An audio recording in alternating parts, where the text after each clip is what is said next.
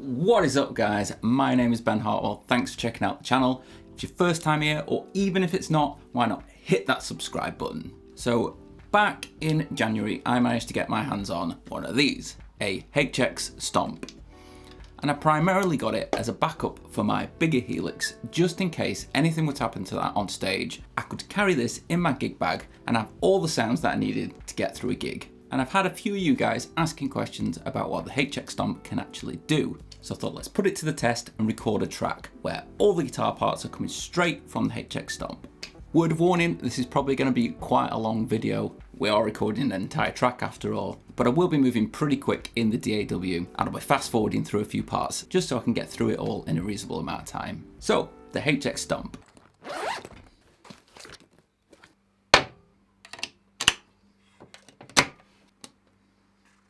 For anyone that doesn't know what the HX Stomp is, it's basically a miniaturized Helix floor. It's the exact same internals as the bigger Helixes, so the same amps, the same cabs, the same effects, just in a drastically smaller package. There are some limitations when compared to the bigger Helixes with the HX Stomp.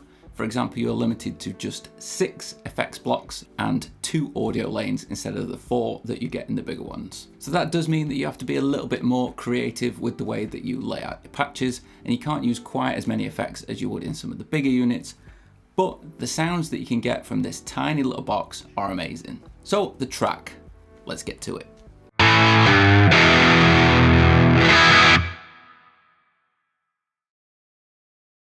Okay, so I'm in Studio One. I've got the HX Stomp set up. Hopefully you can see it on the overhead cam. I'm just going to record a song that I've had a riff lying around for a little while that my girlfriend calls Desert Wind. And the main riff goes something like this.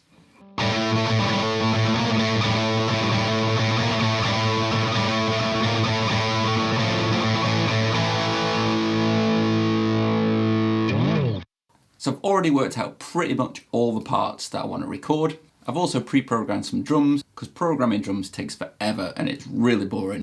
The drum parts that I've got are this intro tom riff. That then moves into this riff where we're on the China cymbal.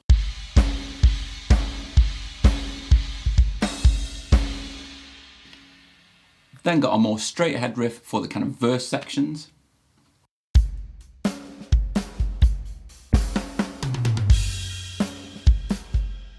Gets a little bit more up-tempo for a section that I'll use as a bridge.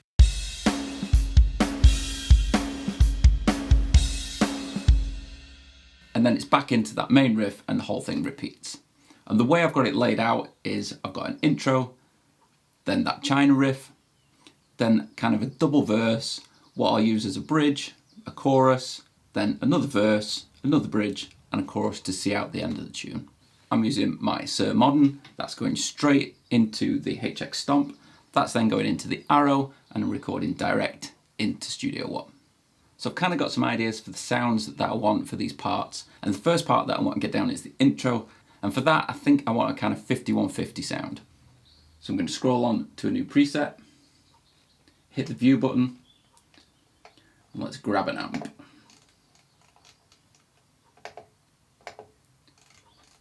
.5150 in the Helix is called the PV Panama.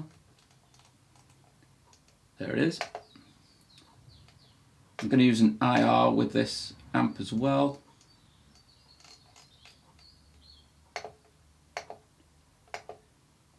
And I'm going to use an IR that I got the other day that's actually free on the Celestion website. And it's of a Celestion V30. So with no tweaking of the patch, we've got this.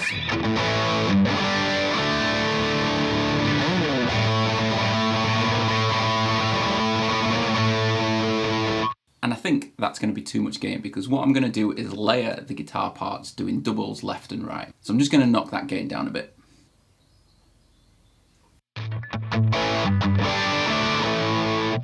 That feels pretty good, so I'm just going to hit record and see what happens.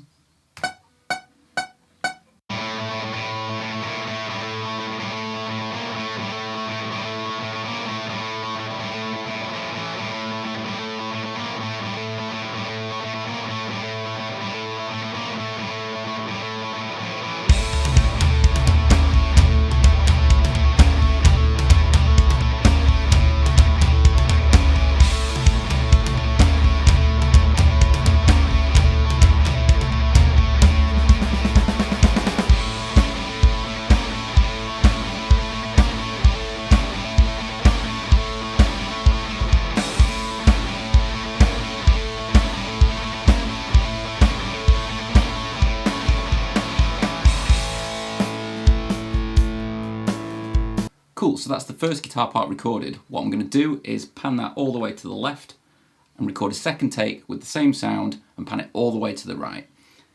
If you're new to recording guitars, this is a really good way of getting a single guitar riff to sound huge. The little inconsistencies you get between each take play off each other and you get this really wide guitar effect.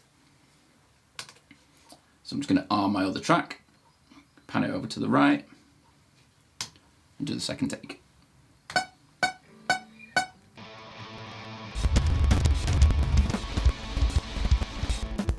Okay, so that's those intro guitars done. I'm also going to want to use this sound later on in the track. So before I move on to the next guitar part, I'm going to work out where else this sound's going to be used in the track and record those parts.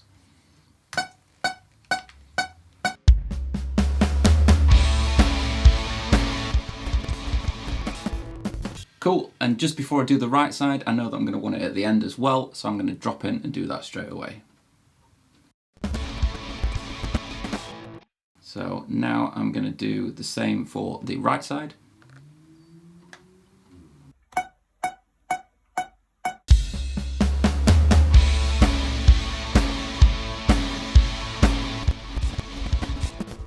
Cool, and drop in and do the end as well. Cool, so that's everything that I need from that sound for now, so I'm going to move on to the second part. The second guitar part that I want is going to come in right when the drums change here. And I want to use it as a kind of thickener just to beef up the riff a little bit more. So for that, I'm going to use a completely different amp. I'm going to switch to a rectifier. I'm going to keep everything else the same, I'm going to use the same cab. And you might notice that I'm recording all these guitars completely dry. The majority of the time, I like to get a completely dry guitar into the DAW and then add any ambience, delays, effects and things like that after.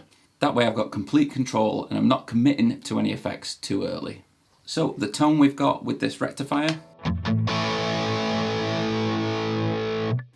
it's a much thicker tone than we had with the 5150, so it should help fill out this riff.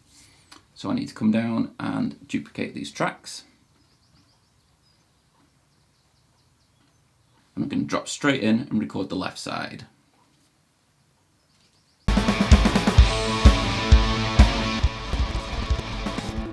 Cool, do exactly the same for the right. Cool.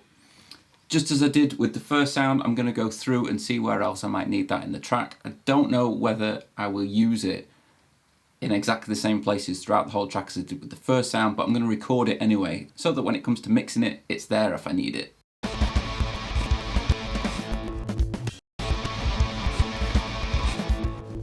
Cool. Just do the end. Cool, on the other side. Okay, so I think that's all I need from the messer patch. So now I'm going to switch guitars and I'm going to record the verse parts.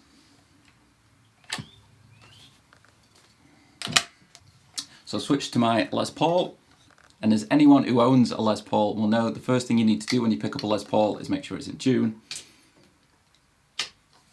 Fortunately, the HX Stomp has got a great tuner on it. You just hold button number 3 down and it brings up this awesome tuner.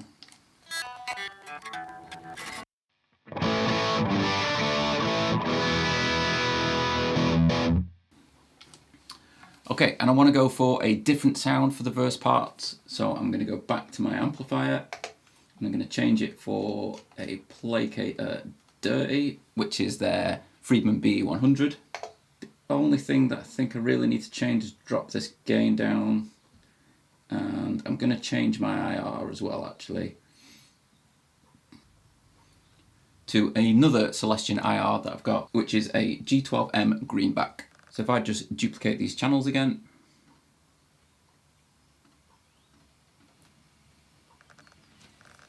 this is what the Friedman sounds like. So I'm just going to record the left side to start with. Oh, here we go.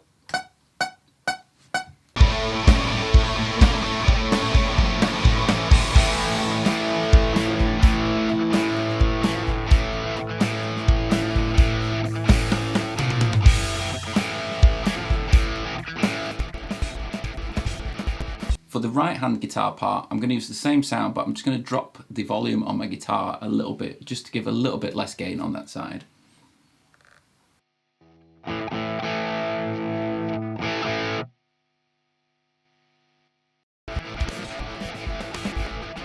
Whilst I've got my gain set low, I'm going to record the second verse.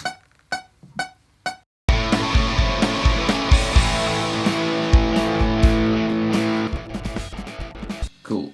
So now I can put my volume back up. So the next part that I want to record is the little bridge parts that lead into what are effectively like the chorus.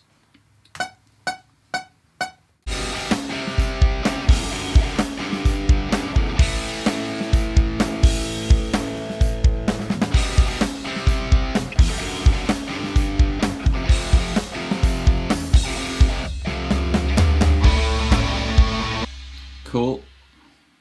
And I'll drop that in on the right side as well. Need to remember to turn the volume down.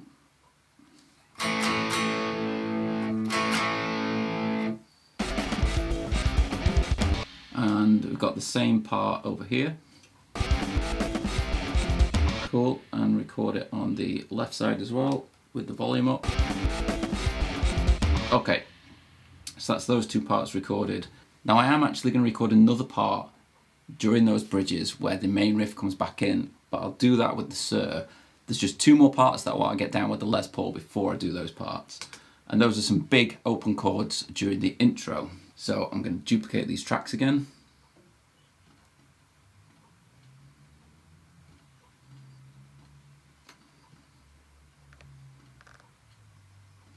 And I'm going to have it coming in. I'm going to have it coming in with the drums. I'm going to use exactly the same sound that I've got at the moment. So we're on the left side.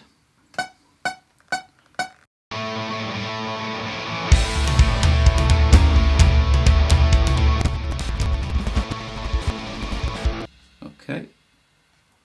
I'm going to do the same on the right side, but I'm just going to play these extended A chords, just to add a little bit of variation on that side.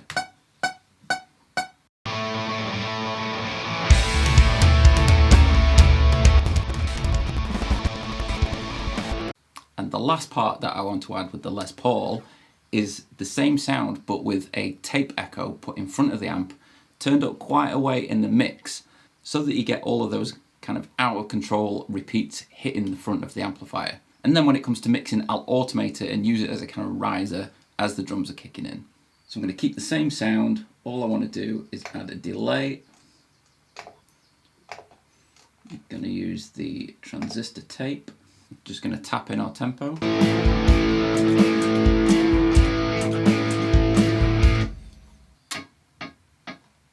Cool. So I'm going to create a new track for this one. Just want one. We'll call this delay guitar. The part I've got in mind, I think I'm going to need quite a chunk of reverb on it as well, and I'm going to commit to that straight away and do it in the HX Stomp. Come down to reverb, keep it mono, and I'm going to use the Ganymede reverb. That's a whole lot of reverb. That should work though. Let's give it a try, see what happens.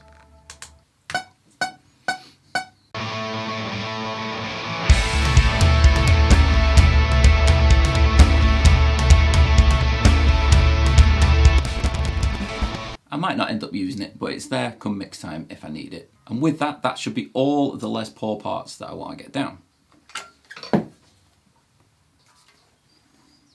So there's just 2 more parts that I needed to add, and that's back in this section. I need the main riff to come back. So we'll record that back on these 5150 tracks. I'll go back to my 5150 sound.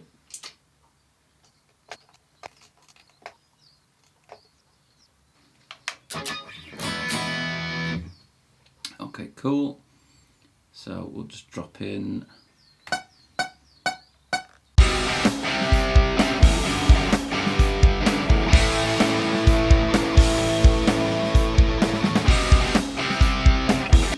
that's literally all I need.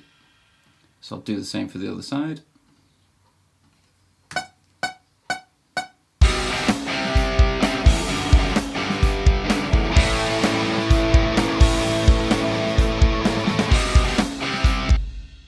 Okay. So we also need it here. Cool. So I think that's all the guitar parts done. Next, bass. So I've grabbed my Squire bass. This is a really cheap bass, but for bits of recording and things like this, it's just fine. And I'm actually going to do something a little bit different.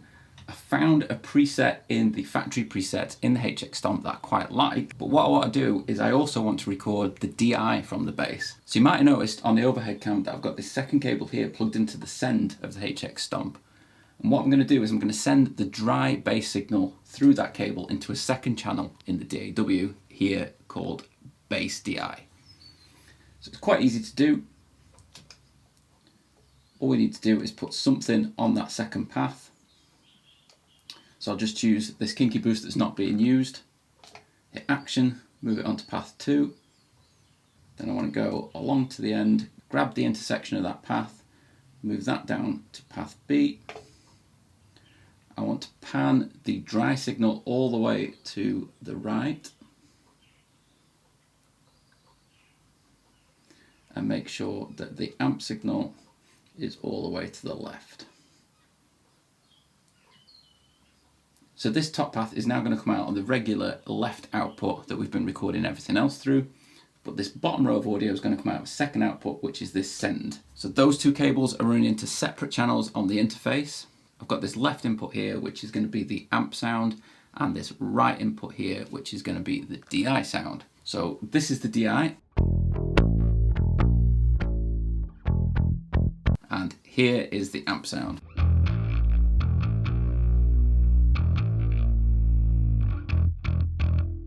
So I'm going to see if I can get the majority of this bass down in one take. Let's go for it.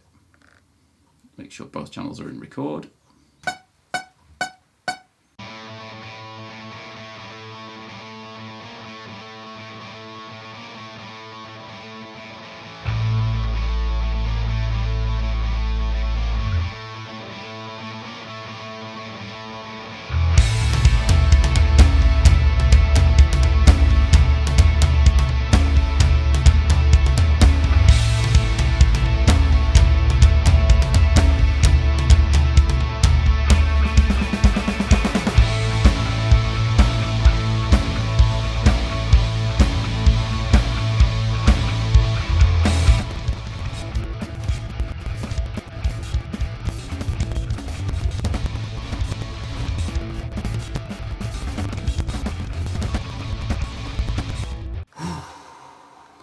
So I think I got the majority of what I needed to there. There's some bits that I will go through and tidy up a bit later.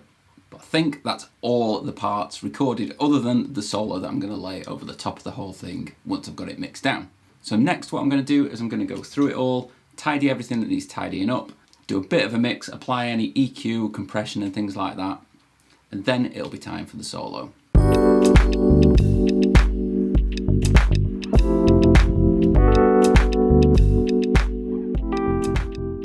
Right, so I've done a very basic mix. It's by no means finished. I've just done a bit of EQ, some compression, some basic levels and things like that, just to get it to a stage where I'm ready to lay a solo on it. One thing that I have changed that you might notice just here is I've duplicated this first chord from these 2 guitars just to come in at the same time as the bass, just so it hits a little bit harder. I've also gone through and tidied up all the regions, adding little fades and cutting out any bits of noise and things like that. But we're about ready to do the best bit, to lay some solo guitar. So I've made a new patch in the Helix using the Rev Gen Red amp. Not really an amp I would usually use, but I thought it'd be cool to try it out, and it seemed to fit quite well with the sounds I was going for in this song. I'm also using a Minotaur just to push the front of the amp. You can see the drive is only down at 1, but I've cranked the tone up a little bit and we're pushing the front end of that amp. I'm using the same IR that I was previously, which is that G12N. That's coming into this new channel here on the DAW. I've also got Helix Native running on that channel with some delay and reverb. I'm not using the delay and reverb direct from the HX Stomp because if I need to do any comping from different takes of the solo, I don't want to be worrying about tails of delay and reverb and things getting in the way. This way it keeps it nice and clean, and if I want to, I can change the delays and reverbs, and I can also automate them as I need to in the track.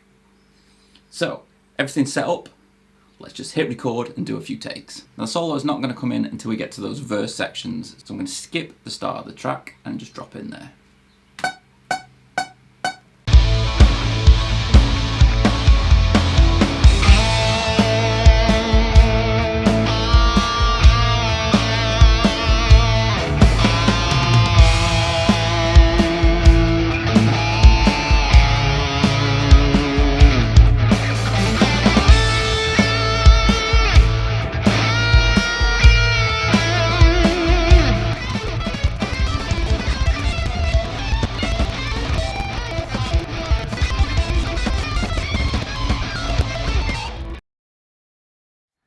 So there you go, that's all the recording done.